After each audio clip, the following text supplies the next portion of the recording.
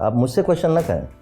मैं तो कहूँगा मैं राजनीतिक नहीं हूँ, मैं तो कहूँगा अभी मैं कह रहा हूँ मैं कोई पॉलिटिकल आदमी नहीं हूँ। ये हिंदी से मैं इसलिए डरता हूँ, जो सबसे बद्ध होता है, सबसे कमज़ोर होता है, उस पर सब आक्रामक हो जाते हैं।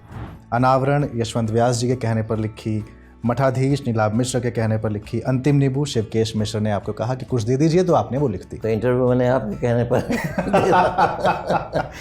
एक सामंत के घर में जब सामंत पैदा होता है, मैं आपको वो ज़रूर बताना चाहूँगा, शायद मैं पहली बार बता रहा हूँ, अब तक किसी को बताया नहीं।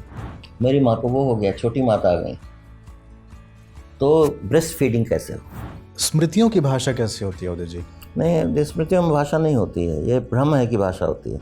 पॉलिटिक्स पूरी हाइपर में है, आप टेलीविज़न देख नहीं सकते हैं, हाइपर में है। हाइपर तो उदय जी आप भी रहते हैं। नहीं, जब बात ब्राह्मणों की आती है नहीं, या विश्वविद्यालयों की आती है, 2 जगहों से ऑफर मिले, वाइस चांसलर ने दिया, एकेडमिक काउंसिल ने दिया कि यू कम एंड ज्वाइन, क्यों नहीं हुआ? तो आपने जिन आचार्यों पर वो कहानियाँ लिखी, मैंने किसी आचार्य पर नहीं लिखी।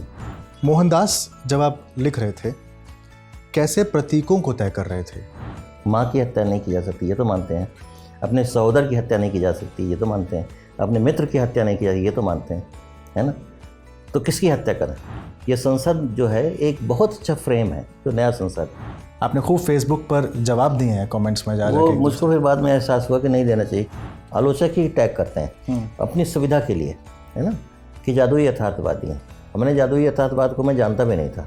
क्यों आप हिंदी को इतना प्रॉब्लमेटिक लैंग्वेज कहते हैं? आप बताइए कौन सा बड़ा साहित्यकार है जिसने मेरी भर्त्सना नहीं की है? इसलिए भी भर्त्सना हुई कि मैं अपने भाई की मृत्यु की बरखी में क्यों गया। और मैं लिस्ट कहिए, मैं अभी आपको दे, 167 लोगों ने भर्त्सना की। साहित्य अकादमी सम्मान जो 1 लाख रुपए का मिलता है, प्रोफेसर की तनख्वाह का 5 गुना होना चाहिए, जितनी 10 गुना होना चाहिए। 5 साल की तनख्वाह होती है। मैं तो कह रहा हूँ उनके जीवन भर का जो रिटायरमेंट तक की जो तनख्वाह है ना, उसके बराबर होना चाहिए। तब इरफान खुद ICU में था, और माँ की डेथ के बाद उसका जिंदा रह पाना मुश्किल हो गया। तो मैं अभी कह रहा हूँ कि आराम हराम है वाला नारा, ये बहुत गलत नारा है।